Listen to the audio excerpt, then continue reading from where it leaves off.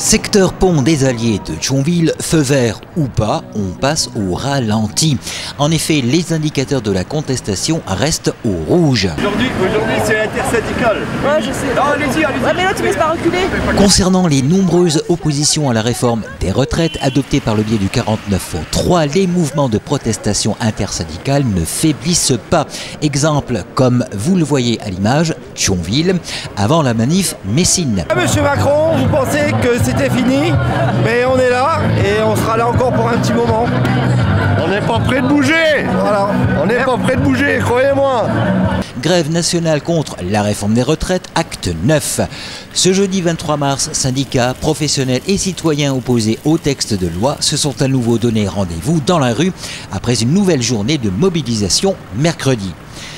Avant de se rendre à la manifestation de Metz, l'intersyndicale secteur Thionville a donné rendez-vous ce jeudi 23 mars dès 6 h devant la mairie thionvilloise pour organiser un blocage de 6 h à 10 h sur le pont des Alliés avant de partir pour la manifestation à Metz en opération Escargot.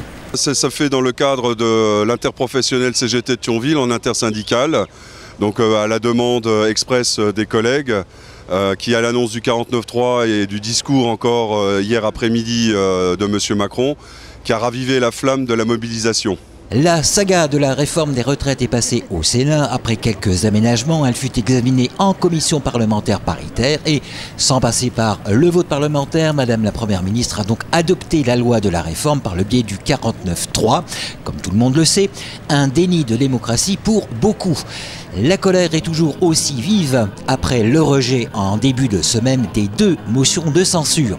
Et on ne peut pas dire que l'intervention de Monsieur le Président de la République ait calmé les esprits. Depuis le début, et d'ailleurs il l'a très bien exprimé en début d'allocution, de négociations, il n'y en a pas eu. On a été sur de la concertation, qui plus est sur un texte qui a été présenté le 10 janvier dernier, et qui dès le départ avait suscité une levée de bouclier unitaire de tous les syndicats.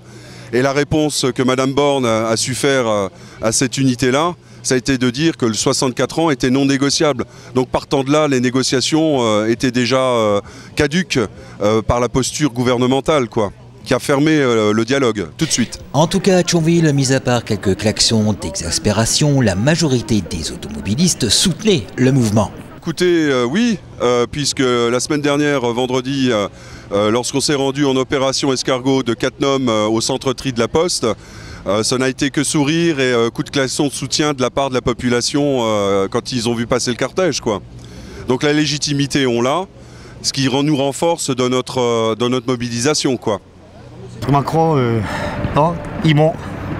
Et voilà, Donc pour moi, il n'est pas juste la retraite, la prise de retraite. Là. Alors le fait que de faire perdurer le mouvement citoyen dans les rues... Qui continue. Je peux demander votre profession? Électricien au bâtiment. Oui. Et on travaille, on est quand même dans le bâtiment, on a un travail très pénible. Et ça, il ne comprend pas. Voilà. La mobilisation de ce jeudi sera-t-elle la baroude d'honneur ou un bouquet final avant que la contestation ne s'éteigne? En tout cas, l'intersyndicale ne désarme pas et compte bien faire perdurer le mouvement de contestation populaire. Aujourd'hui, c'est la journée où on va encore une fois se compter. C'est la journée où on verra la motivation, si effectivement on arrive à faire aussi bien que le 7 mars dernier. Effectivement, c'est la journée où on peut reprendre la lutte pour plusieurs semaines, A montré que quand il y avait la détermination des travailleurs et des gens concernés, on pouvait faire reculer un gouvernement.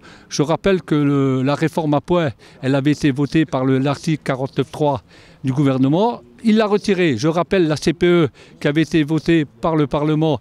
Ils l'ont retirée. Donc c'est possible.